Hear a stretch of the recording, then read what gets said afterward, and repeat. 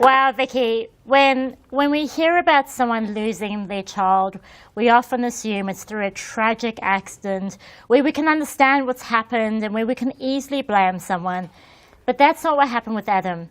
Tell us about that. No, well, it was Father's Day when he first got sick. It looked like he just had the flu. And then during the week it was still flu-y. So we took him to the doctor. I was at the doctor's every day with him and they just put him on antibiotics. And then by the Friday morning he could hardly walk, so he actually had to crawl to the car, and took him down to the doctor's. And they just said, oh look, he's got this virus, you know, don't worry about it, but we need to get him stabilised. He's a bit dehydrated because he was vomiting all the time. And anyway, we got to the hospital. And they were all telling me, you know, oh, your son's really sick. And I thought, well, yeah, okay, he's sick. He's in the hospital. What do you expect? Yeah, that's right. But anyway, they were worried because he was getting chest pains. And the heart specialist came in and said, look, you know, there's definitely a problem with the left side of his heart. We need to insert a balloon. But we can't do that here at this hospital. We'll have to transfer him. So they went to put him on bypass and they gave him the anaesthetic. And he died when they gave him the anaesthetic. Amazing. I can't imagine what that must have felt like. So when did you find out that he had died? Like, when was that moment when you just knew he wasn't coming back? Well, it was 2 hours later after they'd tried to resuscitate him. He had like 100 shots of adrenaline. And they just couldn't believe that he'd actually gone because he seemed like a healthy young man. And we all thought that. So really, when I say that when did I realise? Probably 2 years later. Okay, wow, 2 years later. I think I was in shock for 2 years, yeah. And I think most parents would be if they lose a child suddenly, being an accident or a sudden illness like that was. So, I mean, I said goodbye to him on just, you know, thinking that he was going to be waking up, and said I loved him, so I was able to do that. But my husband was away at the time and he didn't get back in time to say goodbye. So. And how has Adam's death affected your family? Well, we all had our own grief because I've got 4 other children and he was the second eldest. And so they all went through some soul searching. 2 of the boys went overseas. They threw in their jobs. We all ended up going overseas actually because we'd been overseas beforehand with Adam, and we all had such a good time. It was actually the Christmas before he died, and it was just an amazing trip to have. And it was funny, we had tunnel vision. We had to go on that trip. So in hindsight, I think, you know, deep down we must have, you know, these things happen. The universe was telling us go on that trip, which we did. And so we went overseas again, and my eldest one went overseas for a longer period. And so did the next one down, and they needed to find themselves because they just, you know, something like that.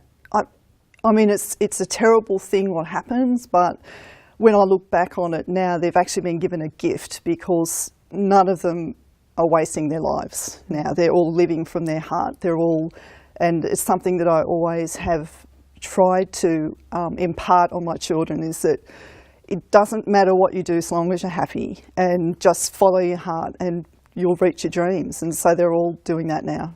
That's wonderful. And I wonder, because it's 4 years on now, often parents experience shame and guilt, and you keep playing that could have, should have, would have. Yep. Do you still experience that? Do you blame yourself for his death? I did for the first 3 years. I felt like I should. Being a mum, you think you know everything about your kids. He was an adult, so he was able to tell me, but he didn't tell me that he was that sick, but he didn't know himself.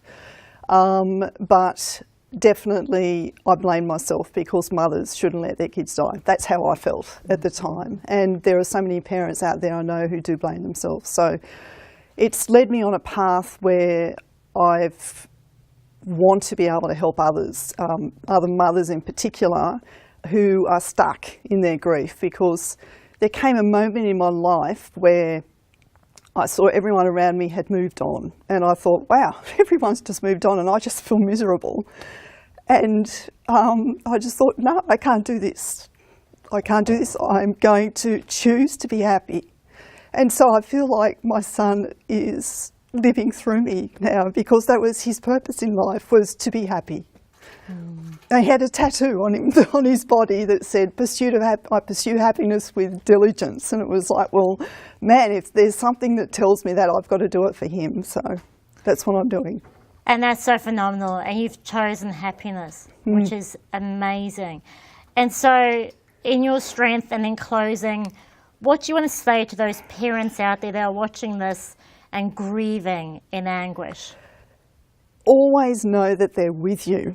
I mean, it's something that is so hard to deal with, but you can't stay in that horrible grieving place.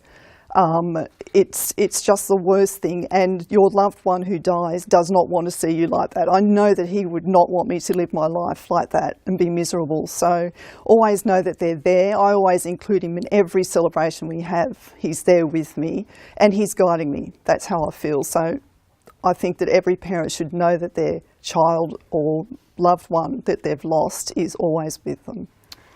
I just so admire your strength, and thank you so much for sharing that story with us today. That's phenomenal. And you know, viewers, Vicki's story shows us that our life is precious. So live it with purpose and with passion, like every day is your last. Thank you so much for joining us on The Point TV.